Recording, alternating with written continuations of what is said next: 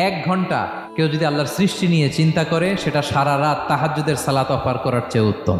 আমরা অনেকে মনে করি শুধু তাসবিহ পড়াই ইবাদত, শুধু কোরআন তেলাওয়াতই মনে হয় ইবাদত, শুধু কিয়ামুল লাইল করা ইবাদত। কিন্তু বিশ্বনবীর সাহাবী, যিনি ইসলাম আমাদের চেয়ে ঢের বেশি বুঝেছেন, তিনি বলেন আল্লাহর এই সৃষ্টি শৈলী, এই সৃষ্টি নৈপুণ্য নিয়ে 1 ঘন্টা চিন্তা করা, ক্রিটিক্যাল থিঙ্কিং করা, সারা রাত নফল তাহাজ্জুদের চেয়েও সেরা। সূরা আলে ইমরানের 190 নম্বর আয়াতে আল্লাহ তাআলা বলেছেন, যারা আকাশ বাতাস পৃথিবী সৃষ্টি নিয়ে চিন্তা করে এবং সর্ব অবস্থায় আল্লাহ তাআলার জিকির করে এবং তারা তাফাক্কুর করে, ক্রিটিক্যাল থিঙ্কিং করে এবং তারা বলে মা খালাকতা হাযা বাতিলা, হে আল্লাহ তুমি অনর্থক কিছু সৃষ্টি করো নাই।